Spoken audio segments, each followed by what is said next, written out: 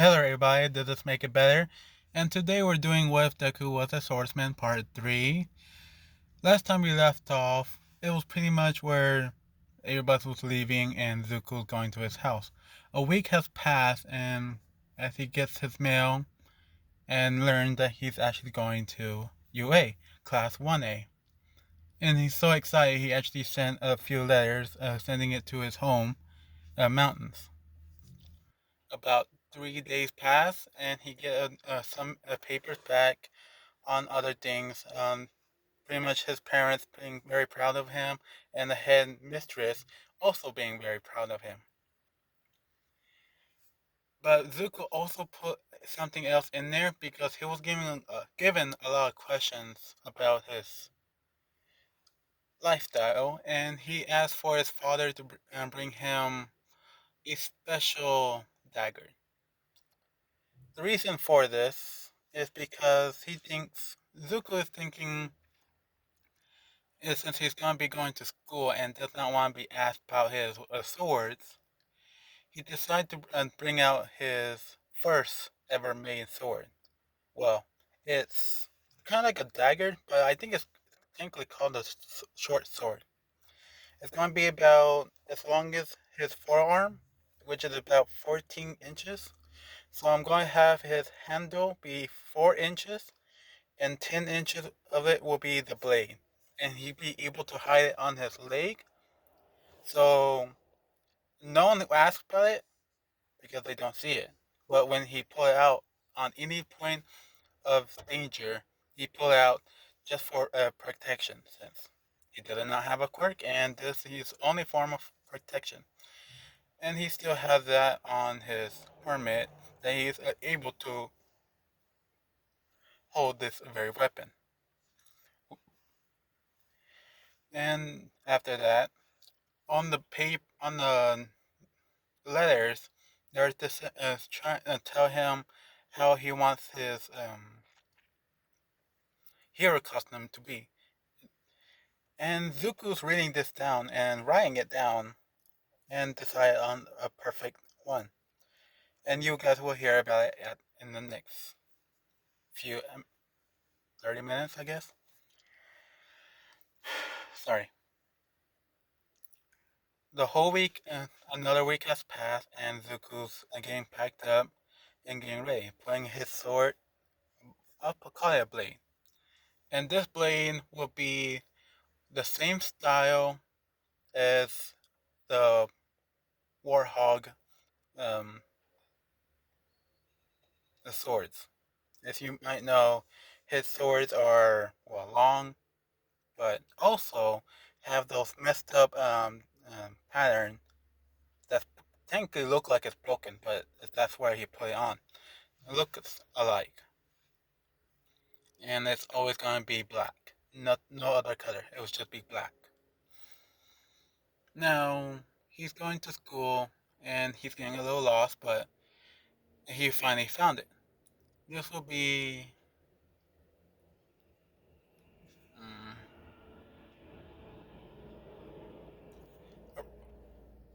just early enough where Ida is not in the classroom just yet. As Zuko opens the door and looks around and sees it's pretty good, and he knows someone, but he thinks they don't remember him. So mm, it's so hard to think of this one. So awkward. But he decided to get close to one certain area. He likes going to sit in the back, so he walked pretty much across, passing the teacher's desk to the end of that aisle and turned to go to the back. And that moment, he accidentally bumped into a certain table. This table, the kid that was on there, that was pretty much leaned back with his 2 feet on the table, was rocked enough where he got pissed. He stood up aggressive and grabbed on Zuko's shoulder. And Zuko did not realize this, but on instinct, he pulled a hand over him, over his shoulder, slammed the guy down on the floor, and he pulled out his knife just in the middle of it, where it's touching his neck. And then Zuko realized, oh man, after a second, said, oh, sorry, yeah, let me just put that away. Sorry about that, man. Uh, sorry, I guess. The guy is pretty much pissed off, and this is Bakugo. He, in Bakugo's back story, will be pretty much he's been bullying everybody, and he never felt anybody fight back. So this is a surprise to him, and he's getting pissed and starting to let out some explosions. At this point, Ida came in, see how Deku is backing away with his hands up. Kind of look like he's pushing him, but not really. But Bakugo is laying out explosions. Ida came in and pretty much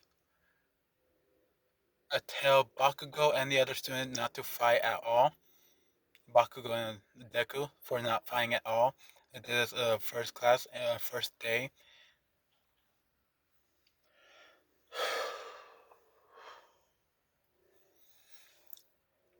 And Zuko slowly is backing away and thinking should not mess with these two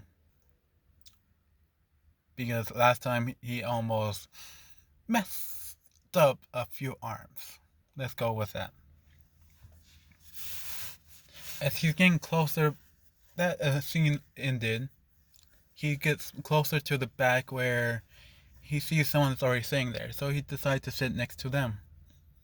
And this is Tokoyami. Tokoyami is pretty much talking to Zuko because he can, and he's pretty much asking him, hey. And he said hey, and they do a little of a talk, just being friendly. To a point where Dark Shadow came out and asked, can I see that? And Deku was about to say something, but Dark Shadow pulled out a sword out of Zuko's leg and said, look, it's just like yours, Tokoyami. And Tokoyami said, Dark Shadow, that's not nice. And Midoriya uh, gra- grabbed it back, took it back from the Dark Shadow, and said, uh, what does he mean by just like yours?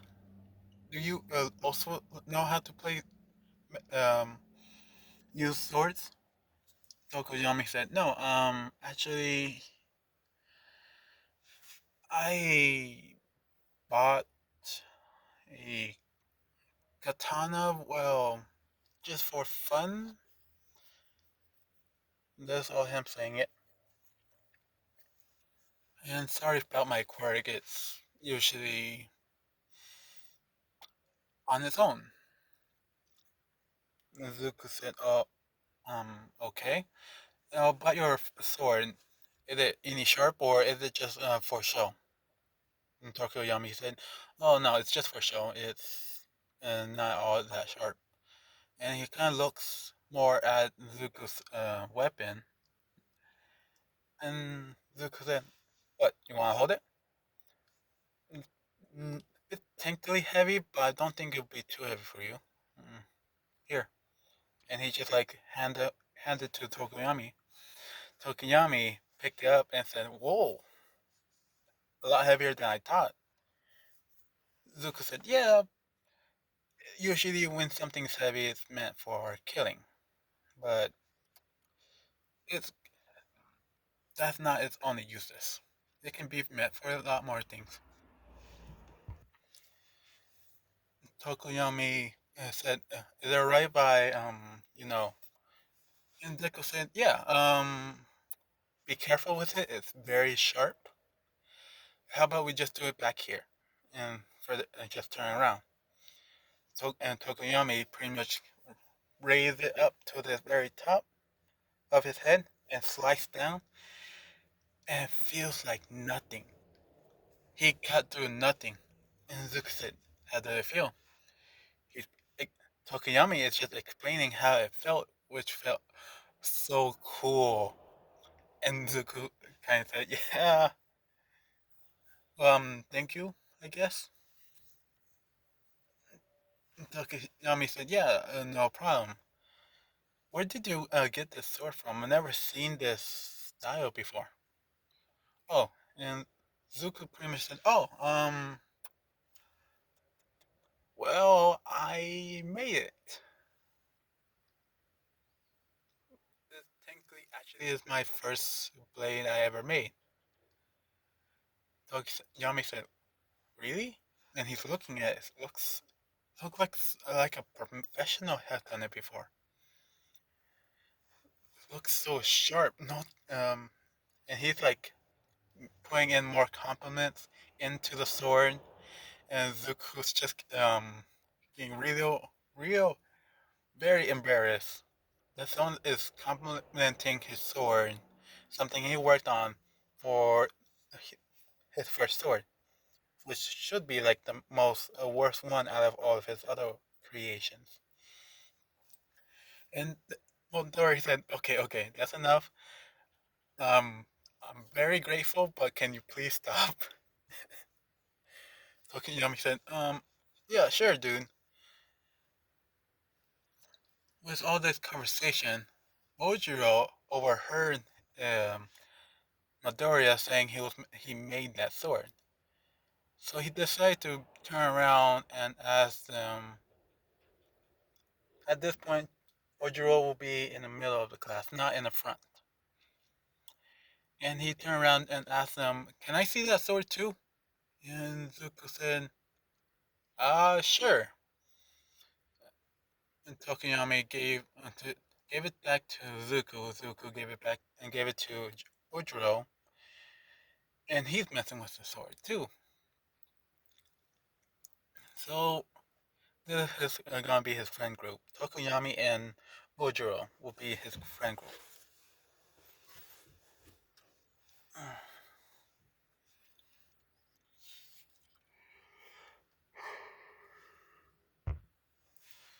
And they're just talking about everything.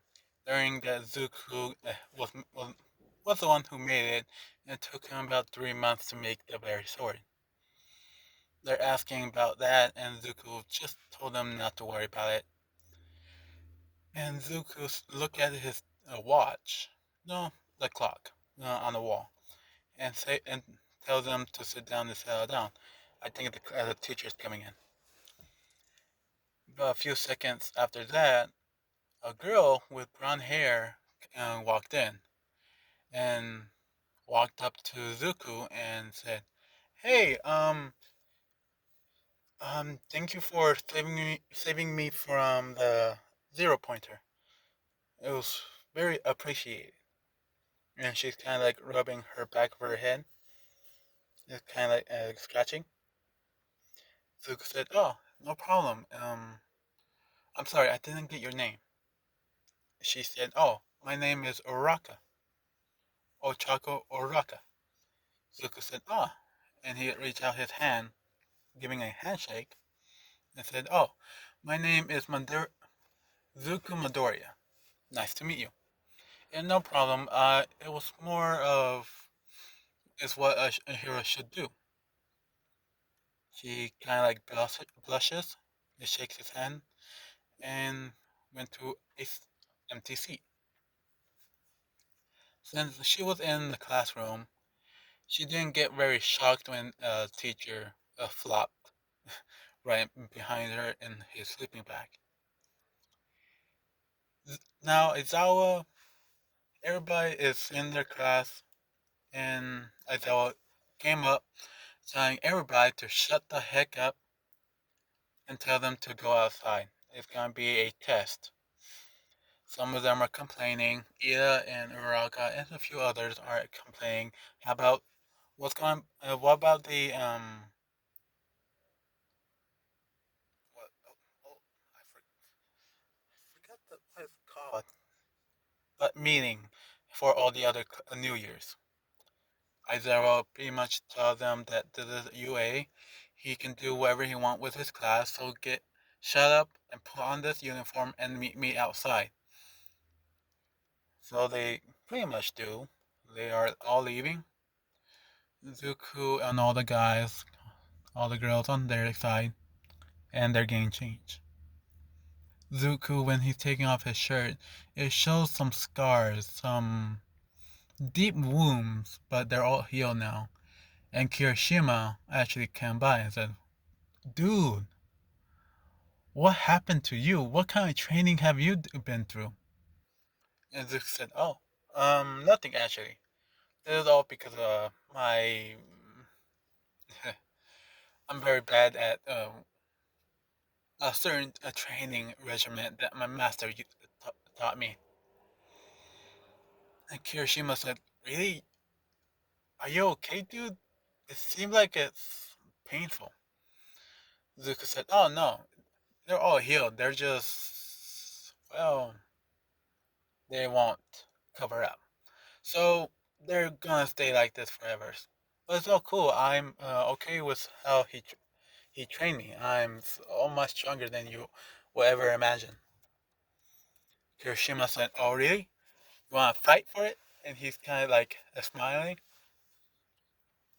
Bakugo already left. He just didn't want to bother any of this.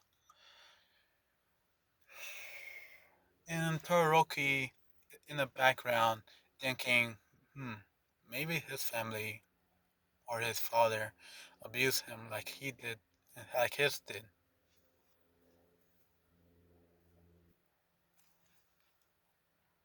And Zuko noticed a purple haired midget seemingly drooling. So he kind of like pushed away everybody else and was getting real close to this kid. The kid is drooling and trying to look through the people, and he's almost about to see it. He's saying all the details on how big or how curvy each and every one of them.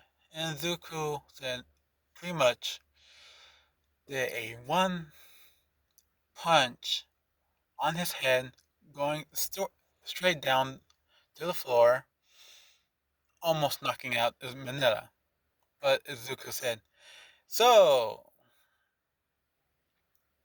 should I just take out the trash or you're gonna like clean yourself up?"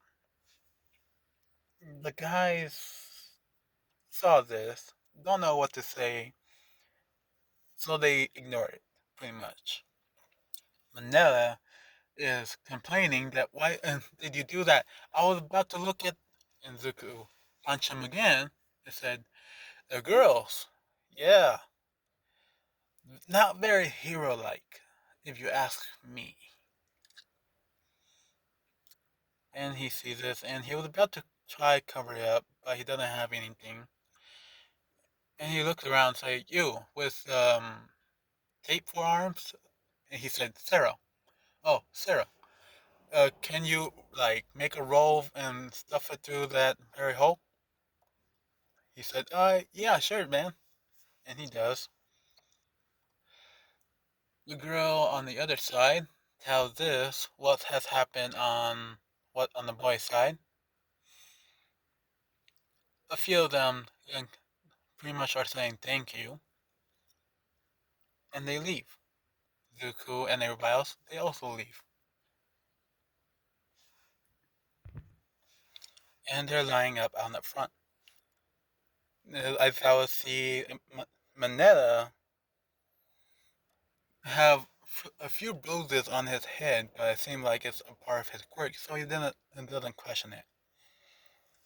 And tells them that he's testing out everybody's abilities and asks Zuku to come up. Zuko does. He throws the ball to him and said, "What's your furthest in your middle school ball test?" Zuko said, I think about 100 meters." Aizawa said, "Okay, so what?" Zuko said, "Yeah, 100 meters." Aizawa, "Okay. Now use your quirk and throw as far as you can." Zuko said, "Oh, sorry, sir, but I don't have a quirk." Aizawa said, "Okay, just do your best and throw as far as you can." Zuko said, is there any restriction, rules?" Aizawa said, "No, just throw as far as you can," getting visibly annoyed. He thinks this kid is just got in lucky. Got in very luckily. Zuko breathe in, breathe out, and then and throw the ball. Last in my last episode, he was around 15%, and keeping that up, he's he threw the ball and it shows on his phone. As I was said, he kind of like gave a good smirk and thinks in his head that this kid is pretty strong for a quirkless, and showed the class 115 kilometers, 100, 1,500 kilometers. Sorry, got it wrong. Everybody's very shocked that he can throw that far, and he's quirkless. Everybody kind of say. Now, Bakugo, he's very pissed because just a while ago, he just got beaten by a quirkless, and pretty much takes the ball from Aizawa and said, "Huh, that's nothing. I'll show you my amazing quirk." Aizawa pulled him aside and said, "No, first all the other stuff. This will be the last one. I'm just showing you all that you're allowed to use your quirks." Everybody get excited and getting happier that they get to use their quirks. It's gonna be so much fun. Aizawa said, "Oh, it's gonna be fun."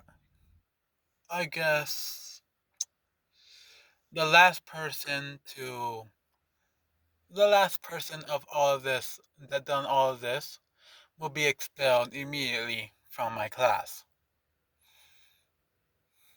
Everybody kind of shocked, very fearful, and just tried their very best using their quirks on all their tests. Zuko, throughout all the tests, like the race, he actually did a stance without his sword and speed past Ida, just 1 second behind, 1 millisecond behind. On the jump, he did the same thing. He on the gripping test, it's the same thing with duplicate arm a guy, same strength, exactly the same. And all the other stuff, he's actually uh, above average.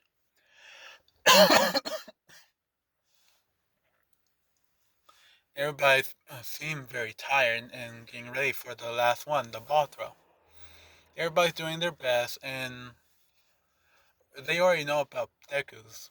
But when Uraka throws, she got infinity. Everybody's very shocked to hear this, see this, and Deku pretty much walked up to her and said, "Nice, that's so awesome," and tried to give her a fist bump. She looked at it and said, "Oh, yay!" But that'll be end of the very class, and they show on the roster on how good they did it. Momo Yaruzu first. Deku, Zuku Midoriya second. Sorry, it's hard to remember their names.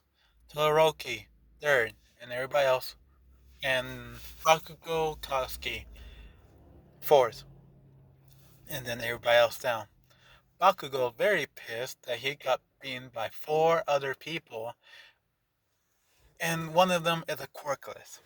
So yeah, Deku and Bakugo is gonna have that dynamic of each other. Very him very pissed, and Deku not getting it. Sorry, I'm like really tired.